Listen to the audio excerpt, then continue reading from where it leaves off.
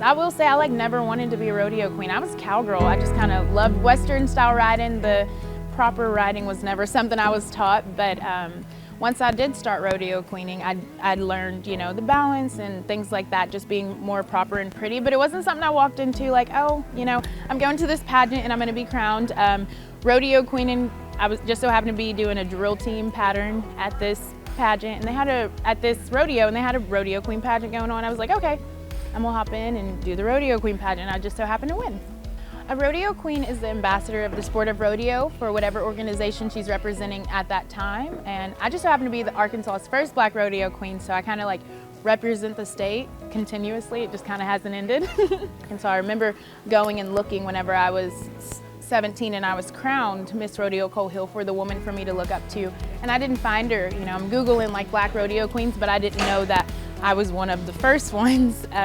So it's kind of bittersweet, but it just reminded me that I had a mission, I had things that I needed to do and get accomplished and make sure that I'm not one of the only black rodeo queens ever. So Ag for Kids was established about 2.5 years ago. It's agricultural skills and knowledge for kids, and we go to the inner city communities. I grew up in Fort Smith, Arkansas. We didn't have Ag FFA and 4-H. I had to go to school 20 minutes outside the city to be able to learn this knowledge. I'd always hosted events where I'm bringing horses out and allowing kids to ride and bringing out different animals, and through all of that, Ag for Kids came to attrition. And like I said, I like to keep everything free for the kids. The kids don't pay a dime. They didn't pay anything for the Miss Rodeo Fort Smith pageant or anything like that. Ag for Kids supplies everything. So it's just been really filling that need. You know, I always hear from the rodeo boards, oh, we have one black person, we're diverse. You know, it's like, for me, diversity and representation was so important. I kind of just okay, I'm in my own lane. I don't really have to keep reaching out to these people and you know, trying to make myself feel comfortable going to compete for these titles and things. I was like, I could kind of just start my own, and that's how Miss Rodeo Fort Smith started, the very first one, and 32 girls turn out to come out and compete, and we just kind of went from there. It makes my heart smile. It makes me so happy to be able to give opportunities back to young girls, especially, you know, diverse little girls, because this is what you don't see in the rodeo queen industry. We're not copy and paste. It's a completely different type of rodeo queen pageant.